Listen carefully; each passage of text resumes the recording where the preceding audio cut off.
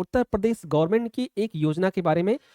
उस योजना ने गवर्नमेंट में चिकित्सा व्यवस्था में एक नई लहर, नई उम्मीद की किरण जागृत की है और उसी योजना के अंतर्गत एक योजना है उत्तर प्रदेश चिकित्सा योजना CMRF। ये योजना का नाम है CMRF, सीएम चिकित्सा योजना के अंतर्गत ये आता है। और ये किस व्यक्ति को, किस मरीज को, और इसमें इस योजना के अंतर्गत कौन से व्यक्ति एलिजिबल हैं, कौन से ऐसे लोग हैं जो इस सीएम चिकित्सा योजना का लाभ ले सकते हैं। गवर्नमेंट ने बहुत सारी योजनाओं का संचालन किया हुआ है और ऑलरेडी गवर्नमेंट इस योजना को ऑपरेट कर रही है। जो लोग नहीं जानते हैं इस योजना के बारे में, उसका लाभ नहीं ले पाते हैं। तो इसलिए आप सभी की जानकारी के लिए ये हमने सूचना, इंफॉर्मेशन प्रोवाइड करने के लिए सोचा कि आप सभी को बता दिया जाए कि मुख्यमंत्री योजना के अंतर्गत एक योजना ऐसी है जिसमें आप फ्री इलाज करा सकते हैं। इसमें उत्तर प्रदेश चिकित्सा योजना, यूपी गवर्नमेंट मेडिकल स्कीम के अंतर्गत कौन कौन से लोग लाभार्थी होंगे, क्या बेनिफिट मिलेगा, किस तरीके से बेनिफिट मिलेगा और कौन से परिवार के लोग इस स्कीम के अंतर्गत आ सकते हैं, इन सभी के बारे में हम लोग डिटेल से समझने वाले हैं। तो आप सभी लोग समझिए, अगर आप उत्तर प्रदेश स्कीम योजना के अंतर्गत लाभ लेना चाहते हो या आप मेडिकल योजना का लाभ लेना चाहते हो तो आप इस वीडियो को ध्यान से देखिए। आप सभी कभी ना कभी हॉस्पिटल जाते हो, कभी ना कभी आपके पास इस तरीके का दुर्घटना देखने को मिलती है कि आपके पास पैसे नहीं होते हैं और आप हॉस्पिटल में नहीं जा पाते हो। तो ये सारी चीजों को मद्देनजर रखते हुए उत्तर प्रदेश गवर्नमेंट ने यह योजना लॉन्च की है, चिकित्सा योजना। तो चलिए इसके बारे में समझते हैं कि एक्चुअल में यह योजना का लाभ किसको मिलेगा और किस तरीके से मिलेगा, क्या कंडीशन है, क्या प्रोसेस है, सारी चीजों को ध्यान से समझेंगे। तो चलिए स्टार्ट करते हैं। रिक्वायरमेंट डॉक्यूमेंट, इन सभी के बारे में बात करेंगे। यह स्कीम जो ऑपरेट की जाती है, यह स्कीम ऑपरेट की जाती है चीफ मिनिस्टर रिलीफ फंड के द्वारा, जिसे बोलते हैं CMRF।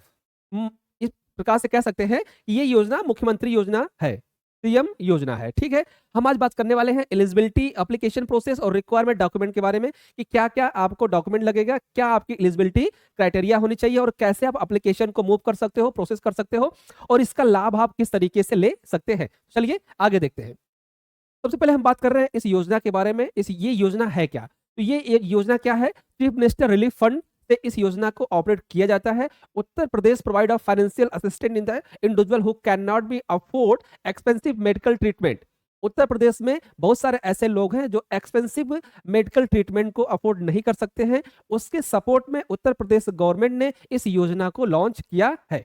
ठीक है, जो अर्जेंट मेडिकल केयर है, क्या है? रिक्वायर्ड अर्जेंट मेडिकल केयर, ये आपको अर्जेंट बेस पे लाभ प्रोवाइड करने का काम करता है। बात करते हैं की आप एक्सेप्ट ऑफ सीएम क्या है, एक्चुअल में इसका की पॉइंट क्या है। सबसे इंपॉर्टेंट तरीके बात यह है कि financial assistance for critical medical treatment. अगर आप क्रिटिकल मेडिकल ट्रीटमेंट के अंतर्गत आते हैं तो आपको सपोर्ट दिया जाएगा। अगला, सपोर्ट ऑफ इकोनॉमिक वीकर। अगर आप इकोनॉमिक वीकर है, ईडब्ल्यूएस में आते हैं या ऐसे भी तरीके से आपके पास पैसा नहीं है, तभी आप इसका लाभ ले सकते हैं। Fund provide directly for hospital treatment. सबसे बड़ी बात है कि ये पैसा आपके अकाउंट में नहीं आएगा, मतलब कि मरीज के अकाउंट में नहीं आएगा। ये पैसा सीधा जिस हॉस्पिटल में आप इलाज कराएंगे, गवर्नमेंट हॉस्पिटल, उस हॉस्पिटल में, हॉस्पिटल के अकाउंट में ट्रांसफर कर दिया जाएगा।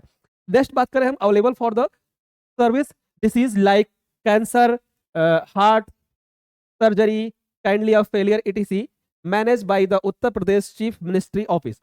ये इसमें कैंसर वगैरह सारी चीजें आती हैं और इसको मैनेज कौन करता है? उत्तर प्रदेश चीफ ऑफिस, मतलब कि सीएम ऑफिस से ये मैनेज होता है।